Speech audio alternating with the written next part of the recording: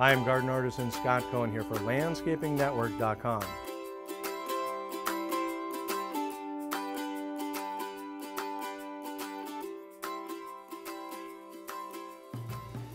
This outdoor kitchen is what we call an L-shaped configuration, and it's split level, which means it's a counter height, which is about 36 inches high, and bar counter height, which is 42 to 44 inches high, as industry standard goes. Now what I did here is I dropped down this part of the counter back down to counter height so the bar doesn't carry all the way. That allows us to put a beverage center here so that people can help themselves to drink from either side of the counter. It's just a little bit more convenient when you're entertaining.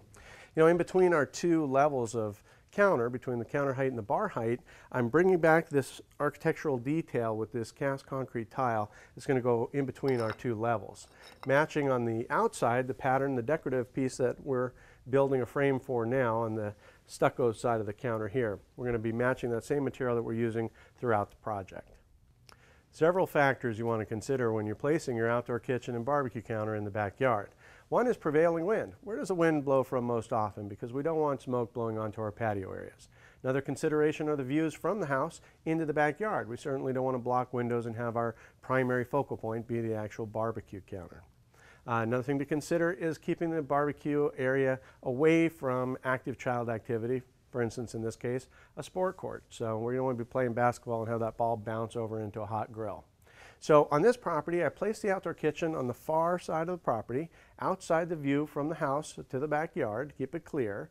And I've got a nice L-shaped counter that allows us to serve to guests and still have a functional outdoor kitchen. Now this counter is constructed of cast concrete that's been hand seeded with beer bottle glass, actually all amber in color, and then ground and polished to a smooth finish. And it's built over an entirely masonry block unit construction. We build everything out of cinder block and reinforce it with steel and then grout them solid with concrete. These are pretty strong structures and they can handle just about anything outdoors. Hi, I'm garden artisan Scott Cohen here for LandscapingNetwork.com.